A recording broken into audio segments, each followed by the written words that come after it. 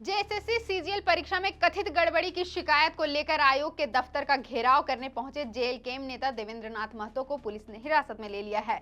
अब तस्वीरों में देख सकते हैं कि ब्लैक ट्रैक सूट पहने लंबे बालों वाले यही देवेंद्र नाथ महतो हैं।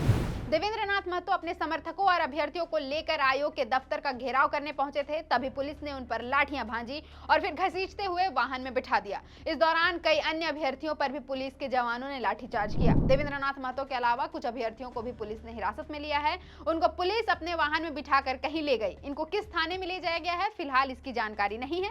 गौरतलब है कि 16 दिसंबर यानी आज प्रस्तावित अभ्यर्थियों के जेएसएससी कार्यालय घेराव कार्यक्रम को भाजपा, आजसू और जेल केम का समर्थन प्राप्त था। हजारीबाग पुलिस ने भी इसकी पुष्टि की थी। बता दें, 4 दिसंबर को सीजीएल परीक्षा का नतीजा घोषित होने के बाद से ही अभ्यर्थियों के एक वर्ग में नाराजगी और असंतोष है।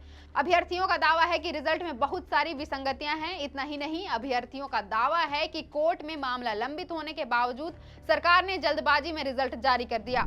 आज जेएसएससी कार्यालय के घेराव को लेकर पुलिस 14 दिसंबर से ही मुस्तैद थी। आज सुबह से ही नामकुम जाने वाले सभी रास्तों पर चाक चौबंद सुरक्षा थी। बड़ी संख्या में पुलिस बल की तैनाती कर दी गई थी। जेएसएससी दफ्तर के बाहर 2 लेयर की बैरिकेडिंग की गई थी। दफ्तर के करीब मीडिया कर्मियों को भी जाने की इजाजत नहीं दी गई थी। पूर्व निर्धारित शेड्यूल के हिसाब से केवल सीजीएल परीक्षा में शॉर्टलिस्ट किए गए अभ्यर्थियों को ही वहां तक जाने की इजाजत थी। स्थानीय लोगों को भी कड़ी सुरक्षा जांच के बाद ही आगे जाने दिया जा रहा था। डीएसपी रैंक के अधिकारियों को हर मोर्चे पर सुरक्षा की मॉनिटरिंग की जिम्मेदारी दी गई थी। इस पर विपक्ष ने आरोप लगाया था कि प्रदेश में विधि व्यवस्था संभालने में फेल रही हेमंत सरकार ने छात्रों की आवाज को दबाने के लिए काफी मुस्तैदी दिखाई। महिलाओं और व्यवसायियों को सुरक्षा देने में असमर्थ रही हेमंत सरकार छात्रों पर लाठीचार्ज में आगे रही। स्कूली बच्चियों को सुरक्षा देने में नाकाम रही हेमंत सरकार ने अभ्यर्थियों को रोकने के लिए कई लेयर्स में पुलिस की तैनाती कर दी।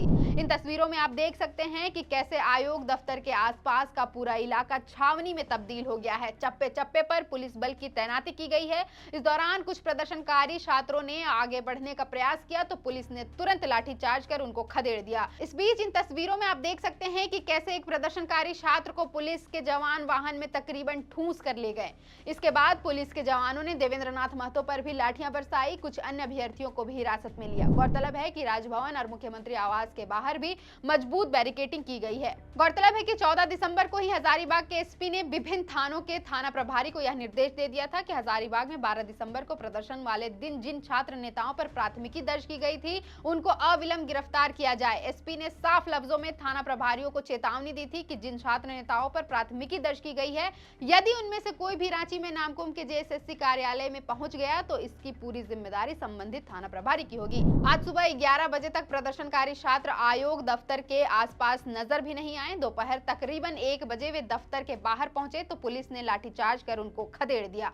पुलिस ने यहां आंसू गैस और वाटर कैनन का भी इंतजाम कर रखा है। आखिर में पूरा मामला आपको समझाते हैं। 21 और 22 सितंबर को सीजीएल की परीक्षा आयोजित की गई थी। परीक्षा बाद अभ्यर्थियों ने पेपर लीक के आरोप लगाए। यह भी आरोप लगाया गया कि इस परीक्षा में 2018, 19 और 21 सेंट्रल सीजीएल परीक्षा के गणित, रीजनिंग और कंप्यूटर को मिलाकर कुल 60 प्रश्न हूबहू कॉपी पेस्ट किए गए। आयोग ने इस बात को महज इत्तेफाक बताया। अभ्यर्थियों का कहना है कि हमने पेपर लीक के सबूत के रूप में डिजिटल दस्तावेज सौंपे, लेकिन आयोग ने कहा कि सीडी से लेकर पेन ड्राइव तक सब ब्लैंक था। 4 दिसंबर को रिजल्ट आया तो अभ्यर्थियों ने इसमें धांधली और बाहरियों को नौकरी बेचने का आरोप लगाया है। 4 दिन के विशेष विधानसभा सत्र में भी मामला गरमाया।